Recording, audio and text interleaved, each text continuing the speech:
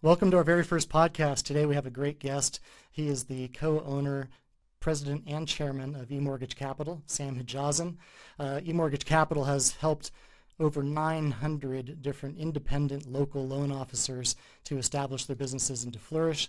As a company, they're doing 1,400 transactions per month, totaling over 500 million in mortgages. It's great to have you here, Sam. Thanks for having me. Yeah, absolutely. Well, so maybe as we start off, we can just talk about that. I mean, you started really with an engineering degree and went to Raytheon and did a number of months at least at Raytheon before you realized that that wasn't your dharma, and so you then made the switch to mortgage. Yeah. Tell us a bit about that transition. How did you come to that decision, and how has maybe engineering served you in Yeah. this new role? What's the adage? A person often meets his destiny on the road he took to avoid it. That's right. I mean, I'll be candid with you. I mean, I failed at my first career, which is how I landed in the mortgage business. I say that half jokingly. I don't know a lot of people that set out to be loan officers growing up. Usually it's something that they, fell into after trying their hand at something else. So at least that's how it was for me. So yeah, I worked at a job I didn't like, so I quit. I met an attorney shortly thereafter, and he was starting a little outfit. He convinced me to join, and until I figured out what I wanted to do in life, I was having a midlife crisis, before the age of 23. So he convinced me to join. He taught me the business, and after about 6 months or so, I kind of ran with it. Ran at first. I went to go work for a wholesale lender. I observed everything that I could, and I worked, every type of position you could think of in the business. Climbed up the corporate ladder, and in 2007, when the world around me felt like it was imploding, I took the contrarian approach and became a broker and opened my own little shop and haven't looked back since. That's awesome. Yeah. When you made that switch, I mean, you were pretty young still, but were there people that were questioning that decision, having gone through all the school to become an engineer, and now you're going to pull the plug and go a different direction? Yeah, I mean, I'd be lying if I said it didn't come with a little bit of skepticism from my family. I mean, I was the first person in my family to go to college. Only reason why I went into the field that I did was because my dad said he had the foresight and said, computers, that's the way of the future. So that's what you're going to do. So I'm like, okay, well, I'm the first one in the family. Didn't really have anybody to show me or tell me otherwise. So that's kind of what I did.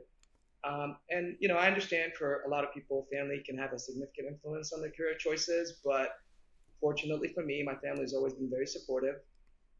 But to succeed in life too, sometimes you kind of have to take a step back and do the exact opposite of what everybody around you is doing. So, some people call me stubborn. I prefer to think myself as an independent thinker. And so when I set myself to something, I usually do it regardless of what anybody around me has to say. And so maybe that's why I didn't encounter a lot of resistance because they knew it was a lost cause. How, how big was that first market you served when you entered into being a broker? When I first left the wholesale uh, industry and I went to become a broker, it was a small outfit based in the South Bay. And I think at the height of it, I had maybe 25 loan officers, give or take. All right. That was my first foray at being a business owner and learning how to manage people. The loan business is easy. Dealing with the people, that's the tough part. It always is. Yes. Everything's a people business at the end Yeah, of the day.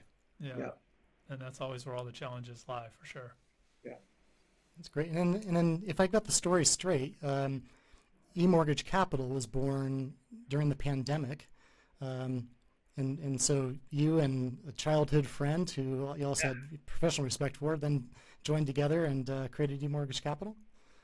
Yeah, so my business partner and I go back to childhood. Him and I have been friends since we were 14. So we're celebrating our 30th year of friendship. I'm not sure if I'm going to renew next year, but yeah, so we did it. No, my partner and I, we go way back. He's like a brother. We're like family. But we both had our own kind of unique journeys into getting into the mortgage space. Me, I was an engineer, went the wholesale route, and then decided to open up my own shop. He went into a completely different field and eventually, landed into the mortgage industry. And when at one point in time, I had a previous business partner as well, and I decided that, that this is a conversation for another podcast. That you know what, I think I can do it better myself, and so I kind of ventured out and did my own thing. And at the same time, Joe kind of was working for a bank as a retail loan officer, and kind of, we started talking about how great it would be to, work together as friends. It wouldn't feel like work. And so him and I basically ran the retail operation for a bank. And then, something about someone playing with your paycheck that really motivates you to really not want to be an employee again. And so, after a very short stint, I said, you know what, I can do this better. I can do it on my own. And so that's what I did. That's when I started my previous company. And I started out as a broker, became a delegated lender over time, had delegated, all that jazz. And he, wanted to take a different route. And, one thing you'll know about Joe, he's a talker, right? He's a car sales, he's a salesman. And so he had a different vision for what he wanted for his operation. And, we both did our thing. And yeah, around the time of, the pandemic, one fateful night we had dinner, and we're talking about how great it would be to work together. And, we decided to combine our strengths and weaknesses and create a company. So eMortgage, in its current form, began about 5 years ago. Yes. I'm always fascinated by the story of coming together as a co-founder or partner. And it sounds like you have a very typical structure where Joe is very out there and visionary, and you're maybe the guy that's behind the scenes pushing the broom and making things happen. Did you just come into that right from the get-go? Did you assign roles and say this is how we're going to play this, or did it just evolve? I think organically we kind of each focus on the things that we enjoy doing or prefer to do. I'm putting myself more in that, in that role of doing the things that I necessarily may not like or have been known to kind of shy away from. But, he's a very, and I mean, going back to childhood, he's a very extroverted, very outgoing guy. Him and I will go into a room and he'll spark up a conversation with the most random person, where for me, I need an opener. So he was like the perfect opener. So I half jokingly say, you're the CEO of the company for everybody outside, and I'm the CEO for everybody from within the company. But, titles don't mean anything. We complement each other pretty well. And, for the most part, we both tend to focus on the part of the business that I think we're better suited for. So, if two people have the same strengths or weaknesses, it's probably a pointless partnership. So, he helps me and drives me in a lot of ways, and I like to think I do the same thing for him. And, or at least that's the perspective, Mark, that I like to give myself, so I keep my sanity, right?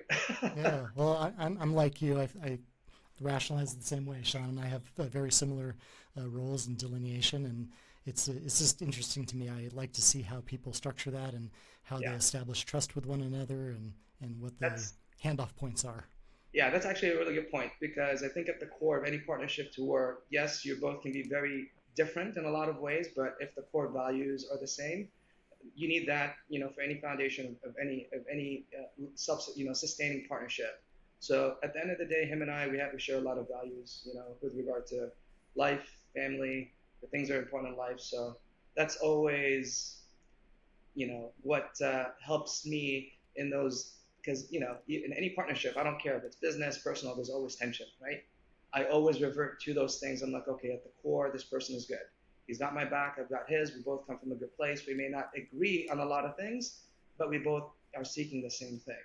And I always default to that, and it kind of helps me get through a lot of the issues that we have. Yeah. But, to that end, I mean, along the way, have there been decisions that you've made in business that maybe were very disagreeable to Joe or to others that ultimately maybe were the right call, that you just had to push through and make sure that you did it that way? I'm going to take every opportunity to give my partner credit where credit is due, because, I think he knows where my strengths are, and when it falls in my lane, I wouldn't even say 9 times out of 10, really it's 10 times out of 10, I had my way, or I have the final say. And I try to afford the same respect to him for the part of the business that he's in. He's very good at what he does. I'm good at what I do. And we try to kind of identify our lanes and stay within our lane as much as possible. But I'll share something with you just because it's fresh on my mind. You're literally asking me the question, and it's playing out in real time. And it's something that I'm having to deal with right now, with regard to like a decision that I'm having to make that may not be popular, right, by other folks, maybe not my business partner, but other people within the organization. And so I recently added a new member to our management team, right? And I'd be lying if I said it didn't come without a load of pushback, right? Some people, it's human nature. You feel a little bit threatened. How is this going to impact me? And so, I'm only sharing it because it's literally playing out in real time. But the takeaway for me, from that experience is that, I probably could have done a better job of communicating that decision, right? At the end of the day, I'm going to do whatever I think is best for the organization as a whole because the company should be bigger than any one person, bigger than Joe, bigger than me, bigger than anybody on my team, right? So, but communicating these decisions a little more effectively is at least a lesson that I'm learning, right? So, hoping to kind of keep that in mind for future decisions, for another something else that I might do or a decision that I might have to make that may be unpopular. Yeah, there's just so much truth in that. I mean, the communications piece is always the hardest piece, and the blowback, especially internal blowback, when you don't communicate the thinking behind it and the direction you're headed and why it's important, and the rest is definitely a big piece of that. Let me tell you, they don't teach a lot of this stuff in engineering school. So.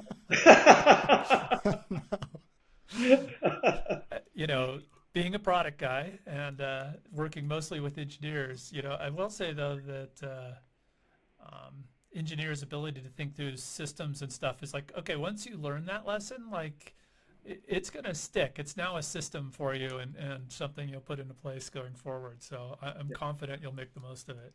Yeah. I hope. Yeah. I was going to switch and maybe talk a little bit about got a lot of independent loan officers out there. Obviously, we're all about helping small, independent, local folks.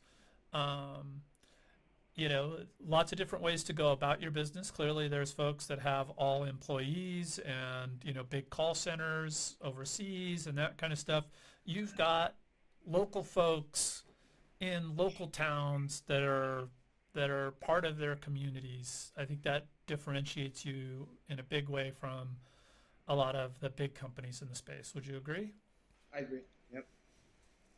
And was that something? I mean, how did you make that decision? Was there any thought around we want to support local communities and support these independent folks, or was it just happenstance, or how did you get there? I wish I can take credit for it. I think it's more the business model than anything, to be honest with you. So, it attracts a certain type of person. We have a lot of, entrepreneurial type, independent guys that are gritty. They define themselves a certain type of way. So I think it's more of our business model than anything. So it just happens to attract that type of person. When you talk about the broker community versus the retail world, yeah, most of our people, they're not asked to clock in 9 to 5, right? There are some expectations of them, but really it's you eat what you kill type mentality. And so maybe that's not the best analogy, but really that's the type of people that are typically attracted to the broker space. Yeah, but we don't typically attract people that are 9 to 5 type, so. Yeah. No, and it's if you go to your local any of your local sports games, your local fundraisers, nonprofits, etc. Right, they're supported by these folks. Like you do see your local mortgage broker and other folks like that, and they also become mayors and the rest. And I think it's a great way to support local business. Here's actually, if I can interject just for a quick second, because I think you hit something right on the head, right? So I was having a conversation with one of our teams not long ago. I think a lot of people in my position, right, we talk about referral partners all the time. And because obviously that's important, right? There's only so many ways for somebody to get business, and having referral partnerships is important, right, for a self-sustaining long-term business. And usually 9 times out of 10, when I talk to somebody about referral partners, immediately they go to realtors, right? Now I don't know about what the latest statistic is as far as how many individuals in California, for example, that have a real estate license. But I mean, I remember at one point it was something ridiculous, like one out of like every 60 or 70 people have a real estate license, right? And I think, instead of thinking small and just going after like a realtor for a referral partner, small businesses, right? People within your community that you can interact with, support, building kind of like an ecosystem that kind of feeds itself is the mentality that we would like to push for 2025, right? Going to a local bakery, right, or a coffee shop or a florist, right, and say, hey, look, I'm, here to support my local businesses. Instead of giving away, $25 Starbucks gift cards this season, I would like to create this, ecosystem where I can help you draw attention to your business, and I would love if you would reciprocate by letting me put up, my information here for anybody that may be interested, right? And so Love that. doing something like that, I mean, I think the growth potential is like limitless, right? You don't need to just restrict yourself to a realtor. You don't need to restrict yourself to an insurance agent. Every small business that you drive by down the street is a potential referral partner. So that's the mentality that I think we would like to instill. And yes, having those types of relationships, I think, is more common in an environment like eMortgage in the broker community. You're able to do those sorts of things, less so with a retail call center. I think that's fantastic, and it kind of bridges into another question I have, which is, when I was down at your offices, and I've participated also online, it feels like you and Joe have a very tight cadence of ongoing training and processes and systems, and so as you talk about that, like that building community and focusing local, are you then taking that message to your brokers and teaching them or giving them kind of the how-to so they can go do that? So, great question.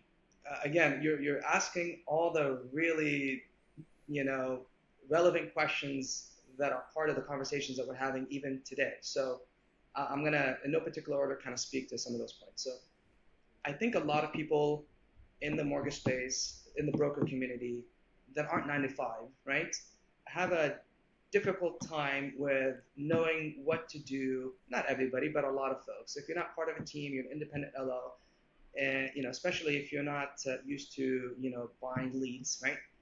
You wake up in the morning, you're like, what am I doing today to generate business, right? What's my roadmap? What's my action? What are my action items for the day?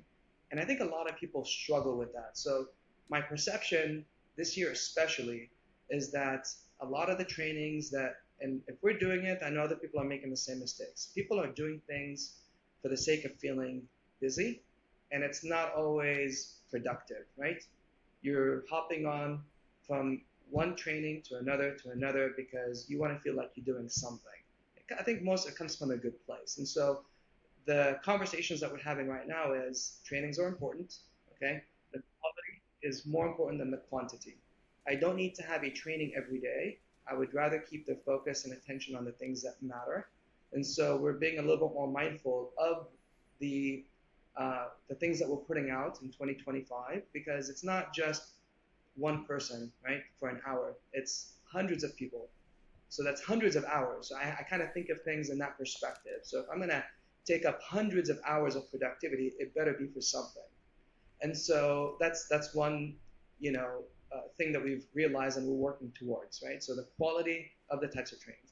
The other is, making sure that if we're talking about, specific types of trainings, that the person that's doing that training is an expert in that area. And for small organizations, and again, I'm kind of painting with a very broad brush, but when you have one person wearing many hats, it's you can't be a systems trainer and the lead processor and the sales manager at the same time, right?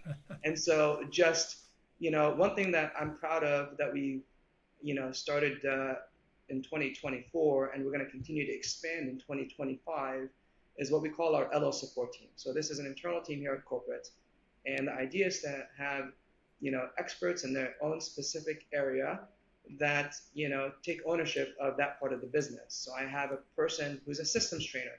That's her sole focus. She's not training on anything else other than how to be efficient at taking an application and doing the things that you need to do, so you're not wasting an hour taking an application when you can do it in 15 minutes, right? I have one person whose role is to, help you with structuring deals, who happens to be a previous account executive. That's all his, that's his role from when he comes in the morning until he leaves at night. That's all I ask him to do. And then, those types of individuals. So we have individuals specific to that part of the business that we feel is important. And again, just being a little bit more mindful of the amount of trainings that we do, because it's not about the quantity, it's the quality of the trainings. So. Let's switch gears just a little on you. Big part of the conversation these days is AI and large language models and, automated online chat and stuff. And I know that's giving the big boys in your space, not that you guys aren't big, but the big retail, let me call it retail, the retail folks in your space with those call centers, they're starting to deploy these things. How do you see that rolling out with, these independent loan officers, local? Do you think they'll get impacted? Do you think it'll actually give them an advantage because they're a real person locally? But how can they leverage it? Like, what are your thoughts there? I'll answer it this way. I've been in the mortgage business for over 20 plus years. I feel if I'm a consumer doing my loan, I would want to deal with a live person. I don't want to deal with an AI. If I have an issue, it's funny because I had a question on a charge on my credit card the other day, and I called, and they go through the normal prompt of like, are you calling because of dispute on the charge, yada yada yada, and I'm pressing 0. I just want to talk to a live person. There's nothing like talking to a live person. I don't think we have to worry about the role of a loan officer, at least a good loan officer. There's always going to be a need, and this is me, an industry person who's been doing it for 20 years. I can easily fill out, a link and, automate the whole process if I wanted to. But, I think the need of a live person to converse with, this is, I don't think that's going away anytime soon. So AI and all these tools are important. They will add efficiency. They may drive margins lower to the benefit of the consumer, but if you use it appropriately, you may make less as a broker owner on the deal eventually. But if you're putting more units, that should, offset it. So I'm not worried about, the automations. And yes, industry is going to continue to evolve. But, I'm either going to take the approach and I'm going to, try to fight it and lose, or I'm going to adapt it and try to benefit from it. And that's the happy path that we try to take. I love that. So keep that face, especially with this advantage of that local loan officer face. Keep them there, keep them local, and then deploy AI on the back end to make them more efficient and make better use of their time. Exactly. Yep. Awesome. Sam, doubling back to kind of your model, right? You're bringing in these independents and giving them a framework and giving them the systems and the backing and all the rest. I got to imagine that in that you probably feel like a farm league sometimes, where you're helping somebody get their footing, and then they ultimately establish enough traction where they leave you and try to go be their own business or go somewhere else. And how do you feel about that? Is it just part of the game? Is it built into your model? And how do you deal with that? One of the greatest gifts in life is gaining perspective, right? Now, people go ultimately. I don't own anybody, right? I can't control their decisions. So for me, this understanding drives me to improve and make my company as the best that it can be, right? So my goal is to make that decision for a loan officer leaving as hard as possible, right? That means I have to bring my A game every day, consistently. I got to compete for that business. I have to compete for their loyalty, and I don't take anything for granted. So for those that were part of our company that went on to launch their own business, there's never any hard feelings. There was never any ill will. In fact, I'm proud of a lot of them. And the ones that are excelling and they're doing really well, honestly, they're pushing me to get better. And so that's the perspective I choose to have. I think it's healthier. Much healthier, for sure.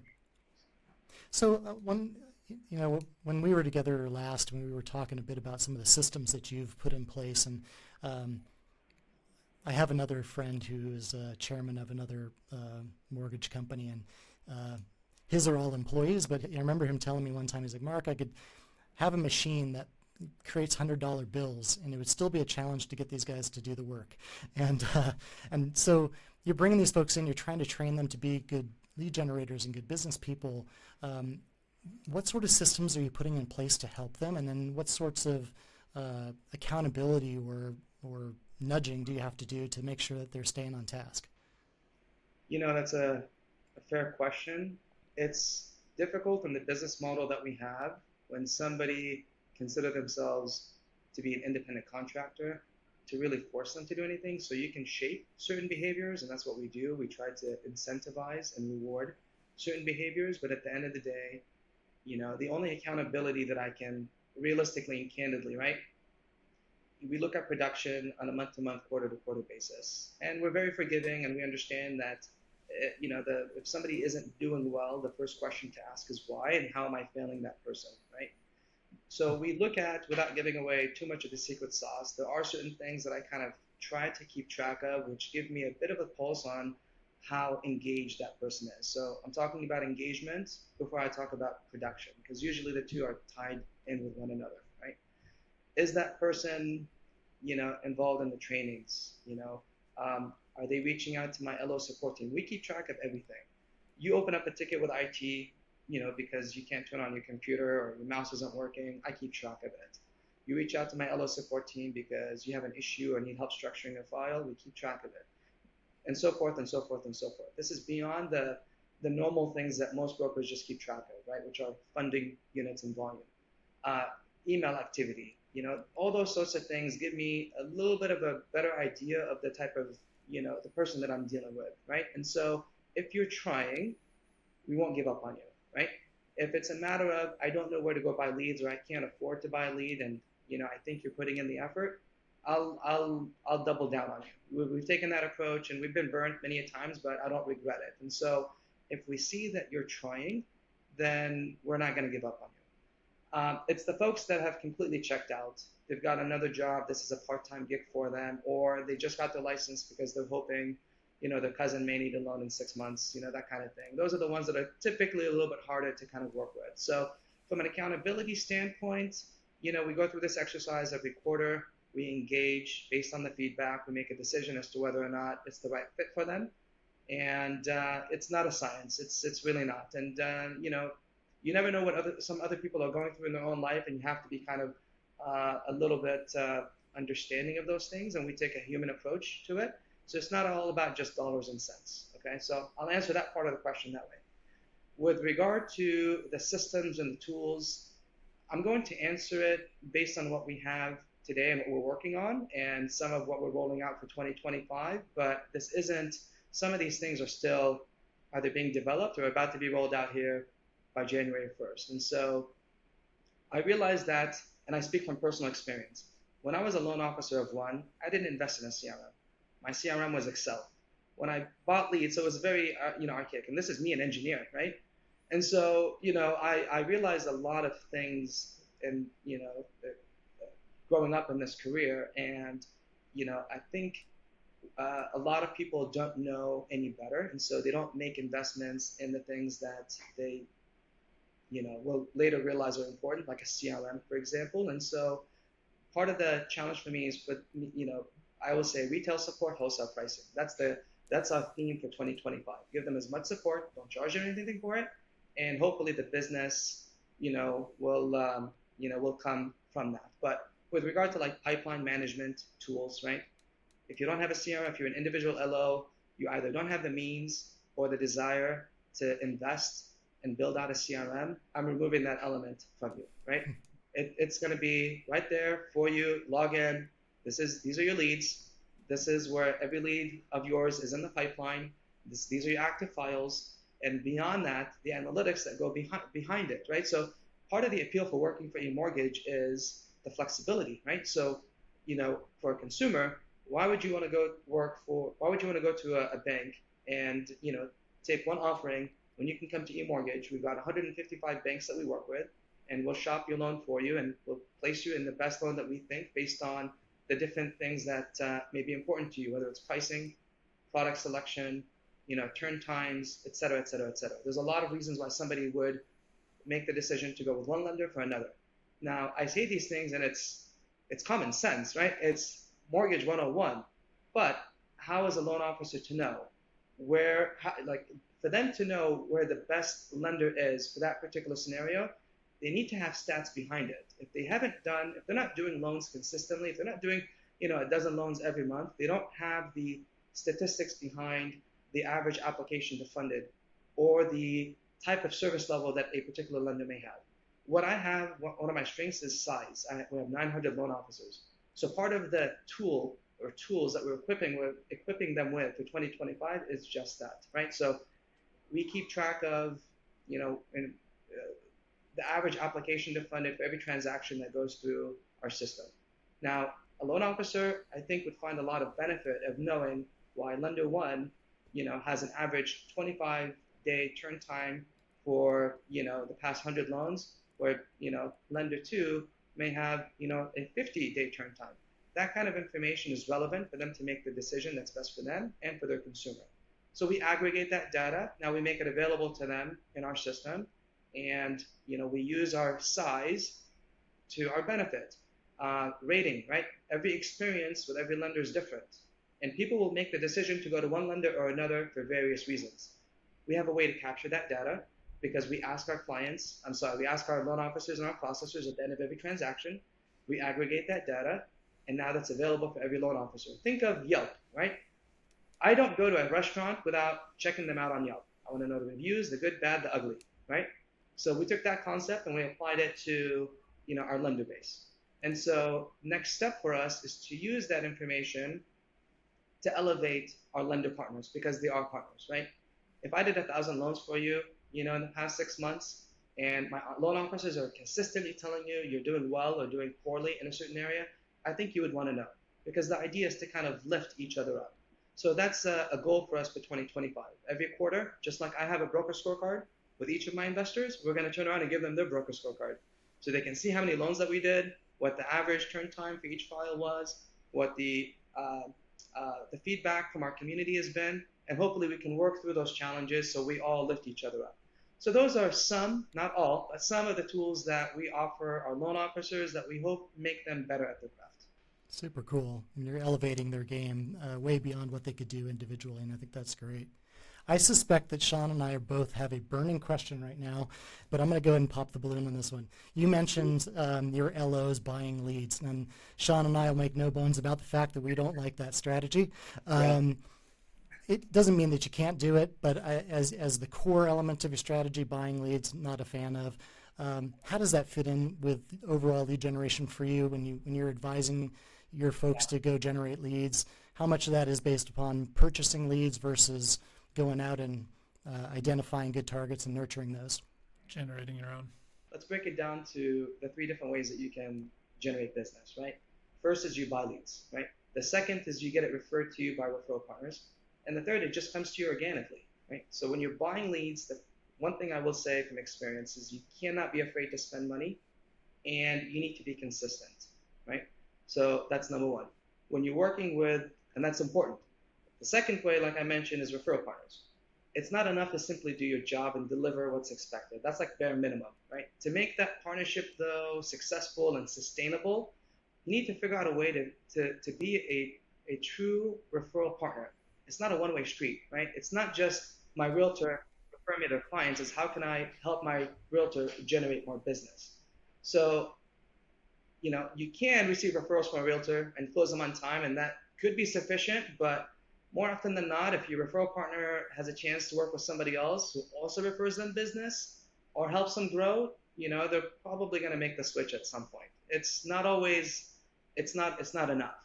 The third way to generate business, like we said, is, organically. That requires time, skill, and it's a unique quality to figure out a way to set yourself apart from the competition. That's the one reason why branding is so important, right? You look at what are the shows? Selling Sunset and Selling New York, these reality TV shows, right?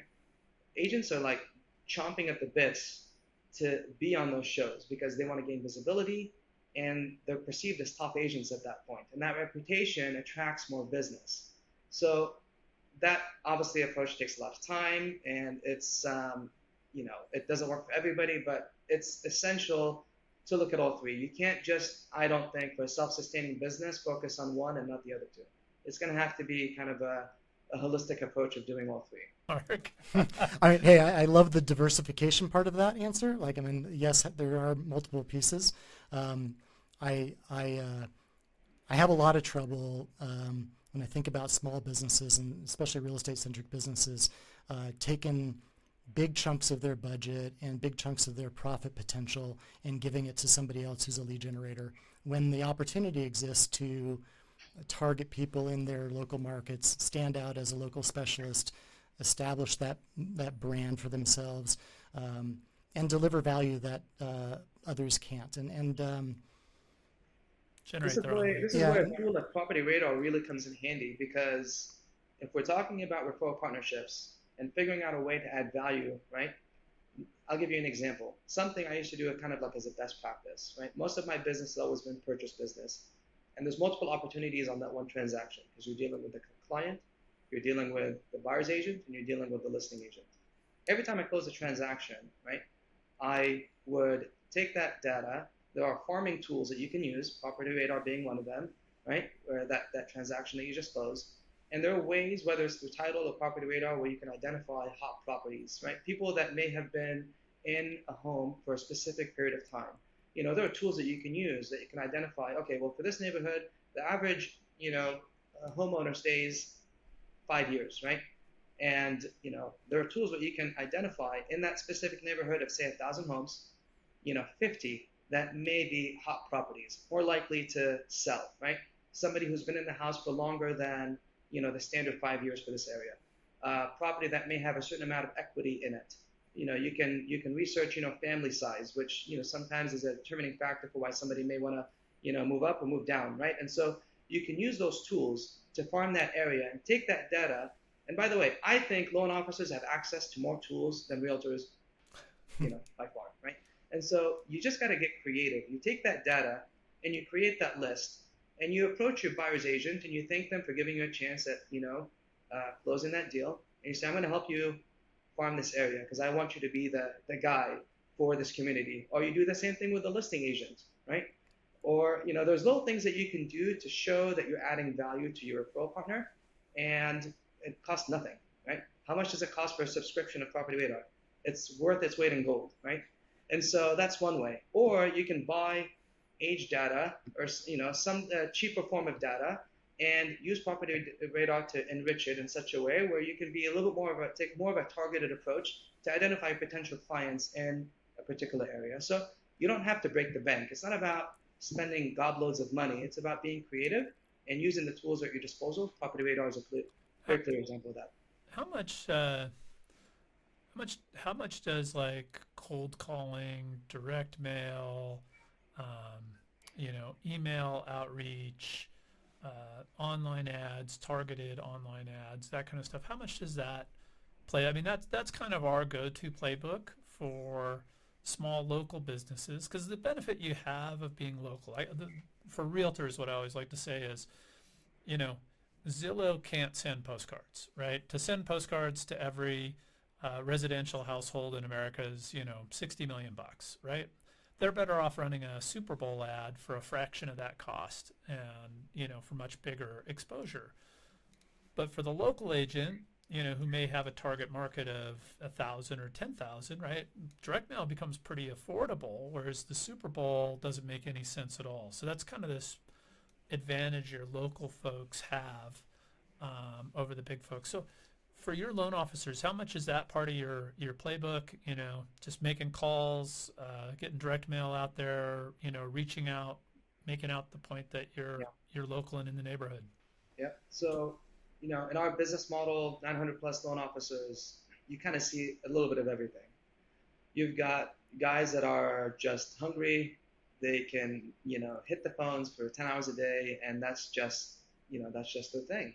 You've got teams that you see send out a lot of mail. I mean, with regard to mail, at one point we were doing so much mail, Joe and I said, we can probably do this ourselves and save our people a lot of money. And we actually opened a mail house. We Oh, physically opened a mail house. We got the equipment, hired the employees, we had them on staff, and we created the designs. And literally, instead of paying X for a mailer with an outside mail house, we're going to do it for you at cost.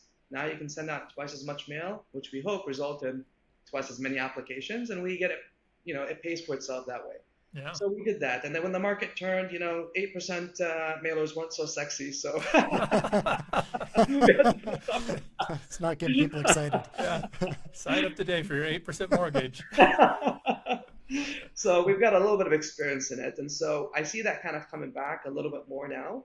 Yeah. Not to the extent that it was back a couple of years ago, but I think it has its place. Yeah. Um, Specialized products for certain Sure, folks, or some even if it's interesting not just things. specialized project, it's just like that approach that you took earlier with, instead of blanketing an entire like state, right? You take more targeted approach and you send a, more well thought out, mailer to a specific group and you do it consistently. And so I find some of the most successful realtors that I work with are, you know, experts in a specific, they're like the experts or they're, they target a specific area.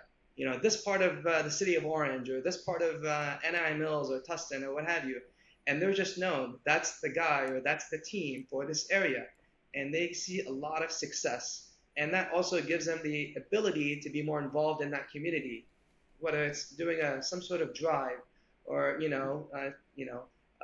taking part in whatever organizations or whatever which cost you nothing, right? And so I think there's something to be said for that localized approach for sure. Yeah, Uh, with realtors, I often say, would you rather have, 80% market share of a subdivision and really focus on that, or 2% market share of the city, right? yes. And almost everybody's like, they're so anxious just to take a deal from anywhere. They market themselves as being for the city rather than focusing on the subdivision when they could be doing 2 or 3 times the business and have total ownership if they just focus. And what would be the equivalent for a loan officer?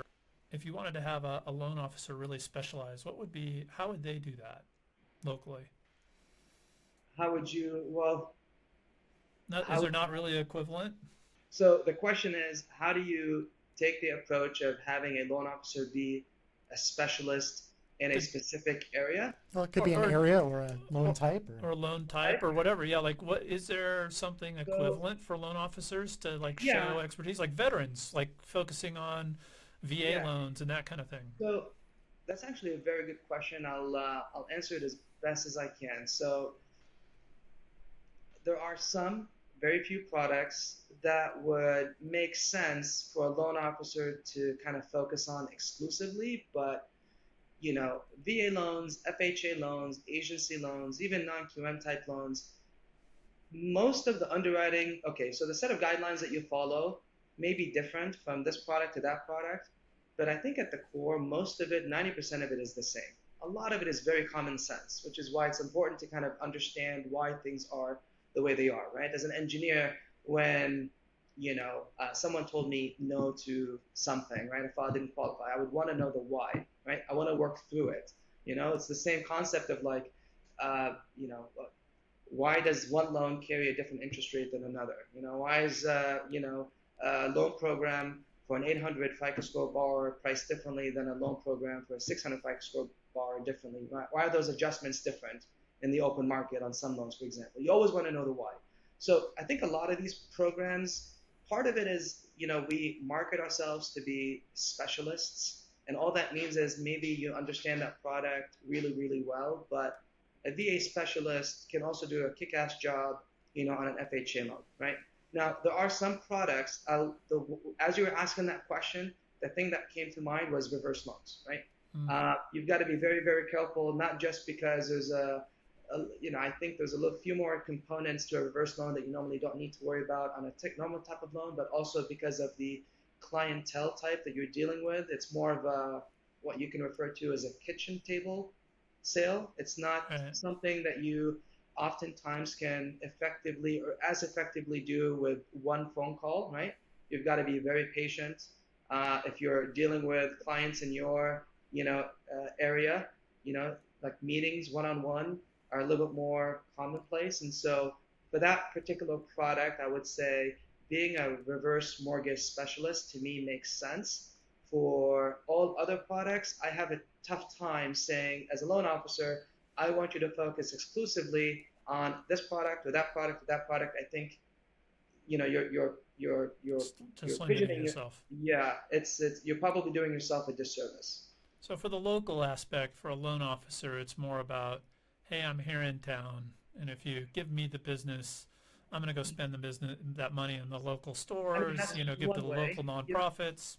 Yeah, Yeah, I mean that's one angle, right? But people will do business with you if they trust you. They'll keep coming back if they like you. If you're right. part of somebody's circle, and you establish that relationship with them, they'll use you again, and they'll refer other people to you. So there is definitely a benefit to having that localized presence. But I think, candidly speaking, you see it more with realtors than you do with loan officers, just because of the nature of the business. Most of the work that I do as a loan officer is done over the phone or via email. With realtors, you're driving them around open house to open house. There's a lot of time spent in that car. Yeah, So there's a little bit more of that, I think, with a realtor than with a loan officer. fantastic. Oh, this has been great. Yeah, Sam. I mean, before we wrap, I got one question for you. I mean, going into what could be a very challenging year for mortgage professionals, if you could give mortgage professionals one bit of advice, what would that be? Stick to it. If you want to be successful in life, I mentioned it earlier, look at everybody around you, and sometimes it's probably smart to do the exact opposite. When 2007 came about, and everything that I'd worked for those 6 years working for that company kind of went up into thin air. Instead of going the safe route, I took the contrarian approach and I started my own company. Probably at the worst time, but looking back, I'm glad that I did. When after the market started to turn south on us, and you saw a lot of other companies kind of scaling back and maybe letting some licenses go in some states or letting some staff go, we said this is the time to kind of attract talent and double down and expand. And I'm glad we took that approach. So, if you want to get far in life, sometimes you just have to do, the things that kind of set you apart from everybody else. So don't be afraid to take chances. With regard to interest rates, it's easier said than done. I get it, right? But nobody knows where money's going to move, right? Even the experts get it wrong, right? A few months ago, the Fed was projecting a 100 basis point decrease for 2025, and now they're telling us it's going to be 50. Yep. Yeah. In 2 months, it may be different. The role of a loan officer and a realtor is to be the calm in the storm, be the voice of reason. You're managing emotions and as much as anything else. So just stay focused on the fundamentals, keep your head down, and don't give up. I Love it. Yeah, zig when the others are zagging, and stay focused. Yeah. So Sam, I mean, for those mortgage professionals that are out there, maybe working for a big company or trying to get their footing, how do people get in touch with Sam, or how do they get in touch with eMortgage Capital? I probably have the easiest email address in the company. It's sam@emortgagecapital.com. Fantastic. Fantastic. You've been a great guest. Appreciate your time, and wish you all the success in 2025.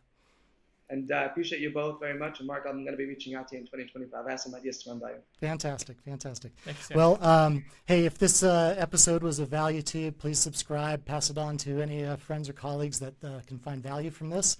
And as Sam says, stay focused, stay driven, and keep climbing. Let's grow, baby. 2025. All right. Let's go. Let's do it.